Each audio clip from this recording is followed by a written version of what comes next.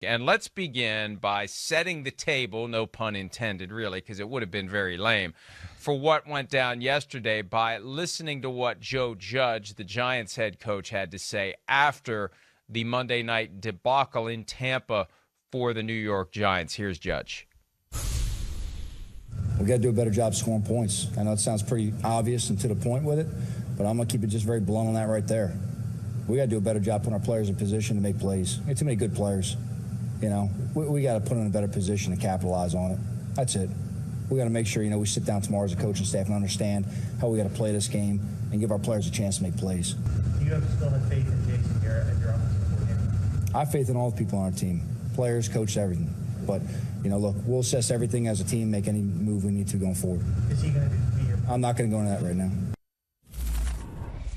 Some interpreted that to mean that offensive coordinator Jason Garrett in grave danger. Is there another kind? And the news broke yesterday, midday. Garrett out as the offensive coordinator of the New York Giants. As I acknowledged,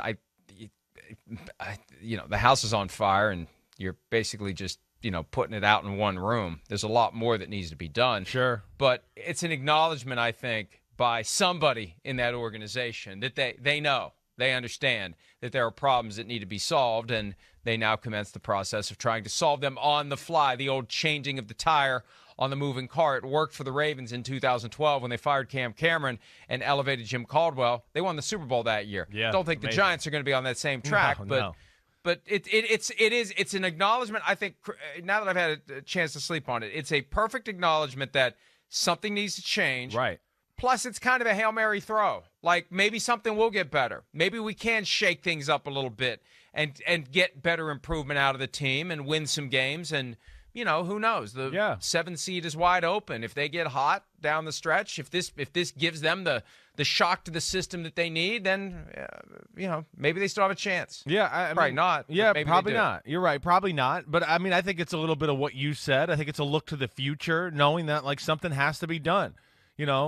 Joe Judge, he's, of course, he's worried about his own butt a little bit and understands that, changes are going to have to be made regardless going into year 3 of his coaching tenure there with the New York Giants. So I think he looks at it that way, too, to wait, let's figure this out. Let's see if we can, have some bright spots and bright moments and, build on some things here towards the end of the year that, can carry us with a little momentum into the offseason.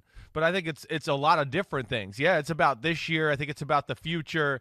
I think it's about what's not happened. I mean, he said it. Yeah, they got to score more points. We've talked about it. The offensive line stinks. I don't think that was always fair or easy for Jason Garrett to game plan around. But certainly, you could certainly make the argument that they shouldn't be one of the 30th ranked scoring offense in football. They do have some talented skill guys. They've been in and out of the lineup, and I think it's ultimately what it comes down to is, lack of production, maybe lack of creativity and things there. You can handle not having success if you feel wow, we did some great things on the offensive side of the ball. We moved the ball. There was some excitement. The fans liked it, and you still lose games. There's something there to be said about that, but that wasn't even happening either, let alone I think the regression we've seen a little bit from Daniel Jones this year. I think all of those have to be what worries the Giants and why ultimately they made a decision that I'm not really shocked. I'm shocked because it happened the day, Thanksgiving week, but not really shocked. I think we knew this might be coming here at some point. 2016, Jason Garrett's coach of the year with a rookie quarterback in Dak Prescott, a rookie running back in Ezekiel Elliott.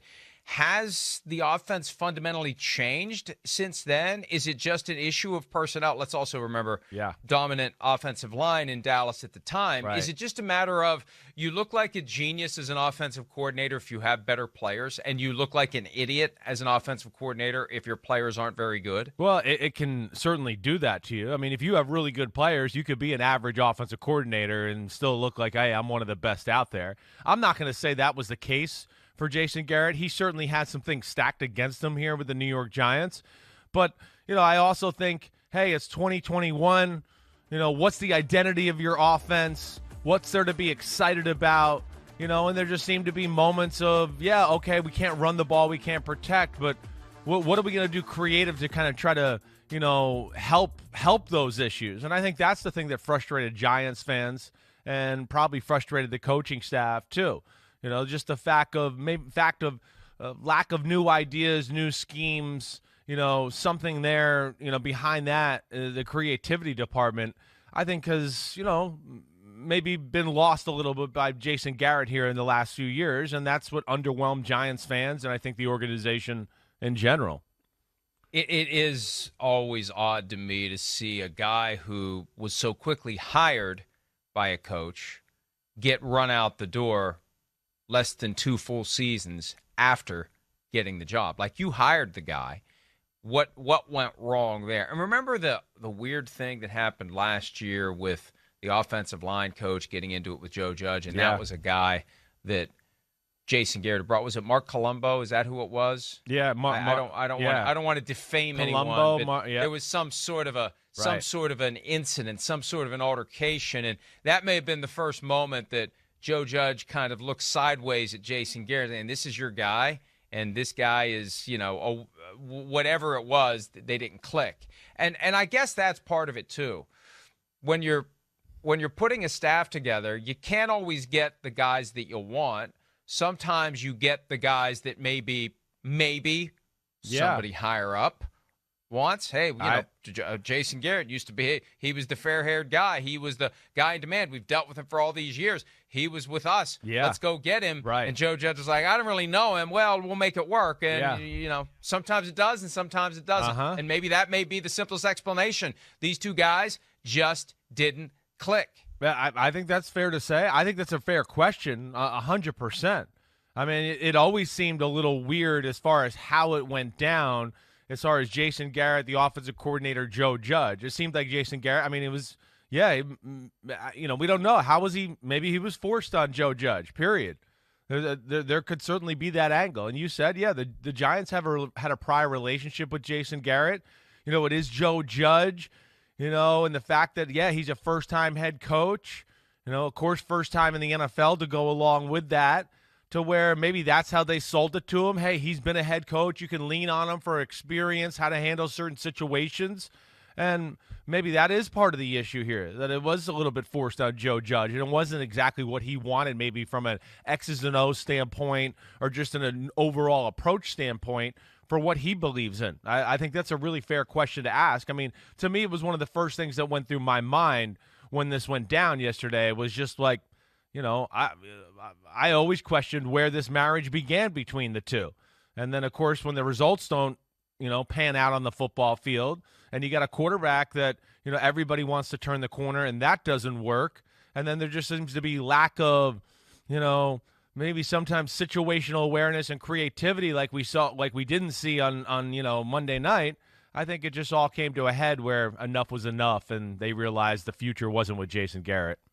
And this is one of the things about the sport of football that fascinates me. It's when the human factors trickle in, because I look at it this way. Two things. First, once a head coach, always a head coach. I think once you've been the guy, it's very difficult to revert to not being the guy, especially when you've got not quite full-blown pelts on the horse, but you've been there, you've done that, you've shown you know what you're doing. Now you're the lieutenant for some young guy that's never done anything. So I think that there's a natural tension there. And look, every coach, not everyone, most of the coaches who aren't head coaches want to be head coaches. They have their own agendas. They'll jump around from team to team. That's why it was so awkward to see Joe Judge talking about what the fans' rights are. These guys will go wherever the paycheck is, wherever the job is. They understand that. They're Giants one year, Patriots the next year, Panthers the next year, wherever it goes, whatever it takes. But my point is, they've all got their own personal ambition. And that's going to create some awkwardness. That's going to create some suspicion. Who do you really trust? I think one of the reasons why nepotism is a thing in the NFL is that, you're not quite sure who you can trust, but if my kid's on my staff, I know I can trust my kid to not stab me in the back or undermine me when I walk out of the room, or develop relationships directly with the players that are counter to the message I'm trying to send. There's a lot of trust that you need to have as the head coach of a team, and there's a lot of different ways that an assistant coach can subtly breach that trust in a way that maintains plausible deniability. I never said anything. Don't look at me. I'm not, So that's just part of that complex psychological stew that I think goes on in a coaching staff. I don't disagree with that. You're right. I mean, that's why you see certain coaches, they got certain guys on their staffs for years where you just go, man, that guy hasn't been that great of a coordinator or a defensive line coach or whatever, but they're always together. Yeah, because of like what you said. It's a tough job. It's tough as it is. You don't want people you don't trust behind you in the background that you just don't go, wait, they're not on the same page I am, or fighting the good fight, or trying to send out the message, to your point, that I want sent out to that particular room or that unit, or however you want to phrase it. So that is a real thing.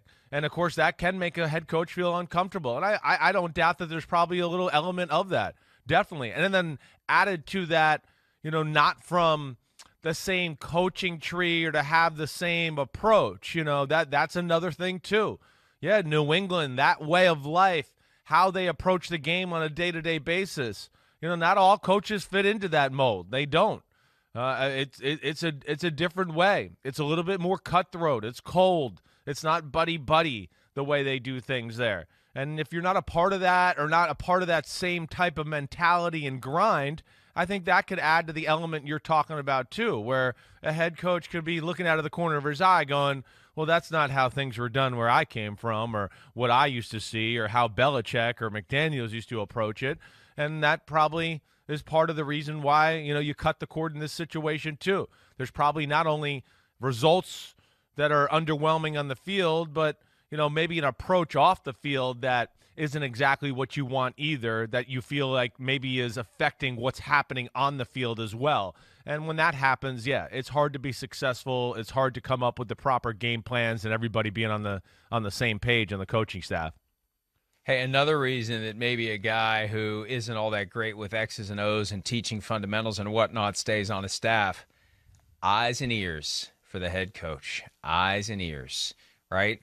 Keep and watch for anything that may happen that may undermine the head coach when the head coach isn't around. And that's part of it. And that's why in football it's even more fascinating, because the coaching staffs are so big. There's so many different personalities that are thrown into that pot.